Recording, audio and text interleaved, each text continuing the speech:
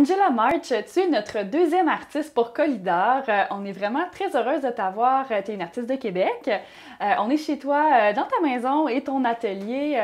Aujourd'hui, tu travailles beaucoup avec les plantes, avec ce qu'on peut retrouver dans notre environnement là, immédiat. Donc, parle-nous un peu de tes recherches là-dessus. Mais c'est sûr, ce projet-là, c'est en lien direct avec mes autres recherches. Et c'est vrai, je dirais, ma pratique a vraiment, tu sais, moi, j'essaie vraiment d'avoir une très faible empreinte écologique.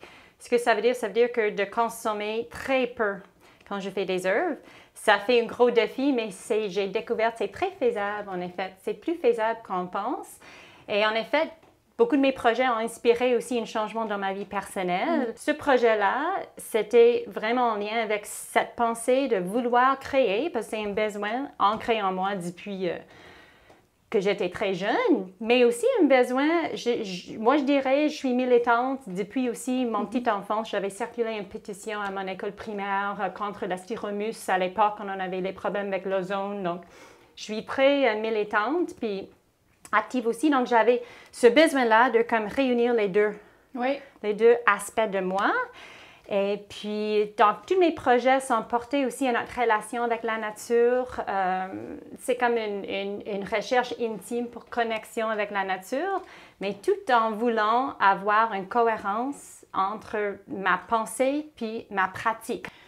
Quand on fait de l'art, c'est un gros enjeu. Oui. Comme tu le dis, c'est un gros enjeu parce que c'est très facile de gaspiller, d'acheter beaucoup de choses. C'est pas nécessairement quelque chose qui est très écologique non plus. C'est sûr que l'art, il y a un grand rôle politique. Tu sais, l'art peut vraiment montrer aux gens le possible, comment penser autrement, comment voir les choses autrement. Ça peut faire les ouvertures.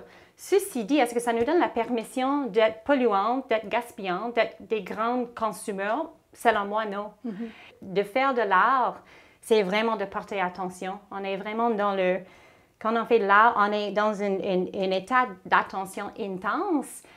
Et puis, ça finit pas après la création. Ça touche toutes les sphères de vie. Et pour moi, c'est important que ce que je fais, c'est cohérent avec toute cette démarche-là. C'est quand même un défi parce que ce qu'on t'a demandé au Musée ambulant, c'est de faire 1000 œuvres, une série de 1000 en fait.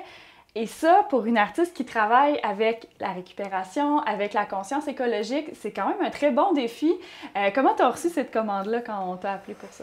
Je me suis dit aussi, ça me donne l'occasion de penser, hey, est-ce que je peux vraiment pousser cette idée-là, d'avoir une pratique, selon moi, cohérente avec mes valeurs, mais de faire les œuvres qu'on peut collectionner.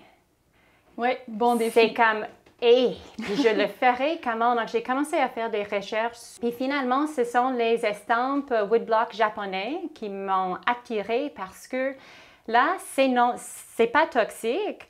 On peut utiliser des retailles de bois pour faire des estampes. C'est une tradition où c'est vraiment des encres à base d'eau. Moi, dans ma pratique en peinture, j'utilise les pigments naturels. Puis là, je peux faire mes peintures à l'huile, puis je les mélange moi-même. Et j'étais comme, mais si je peux faire mes encres moi-même et avec les pigments naturels, et oui, je peux. Puis donc, j'ai fait de la recherche, puis les belles découvertes comme ça. Donc, je me suis dit de faire des estampes, puis sur quoi? Je pense que le mot, c'est une palimpseste. C'est l'idée d'un livre où on voit les couches de passé. Oui. Ça fait comme un témoin de temps. Mais c'est un peu comme dans cette œuvre ici. C'est comme de faire des travaux sur quelque chose qui existe déjà.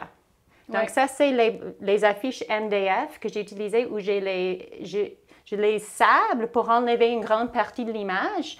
Puis, j'interviens avec soit des dessins ou soit de peinture aussi.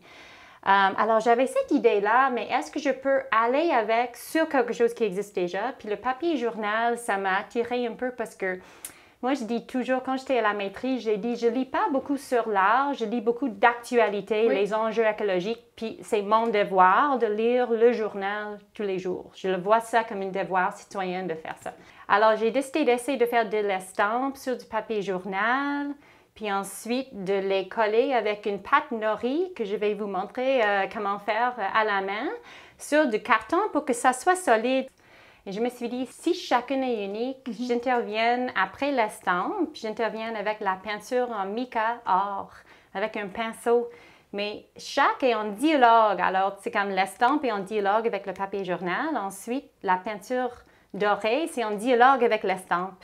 Puis ensuite, j'interviens à la fin avec les petits points de broderie, qui pour moi sont hyper symboliques d'une sorte de... Ça peut être les graines, ça peut être les petites étincelles d'espoir. Pour moi, la broderie, c'est très porteur comme symbole. Angela, tu t'es lancée dans une série de 1000 œuvres qui est très protocolaire. Il y a beaucoup d'étapes qui sont répétées pour chacune des œuvres. Comment tu vis ça au quotidien? C'est sûr, j'ai dû trouver une méthodologie. Ça se fait en étapes, puis une fois que je colle le papier journal sur le carton, il faut que je les presse avec des grands livres pour que ça devienne très plate. Alors ça prend une nuit. Alors je colle une quinzaine, je fais la peinture dorée avec une quinzaine, puis je brode une autre quinzaine. Donc j'ai comme 45 œuvres en rotation en tout temps. Chacune, c'est comme une petite naissance, alors chacune, c'est comme un petit être.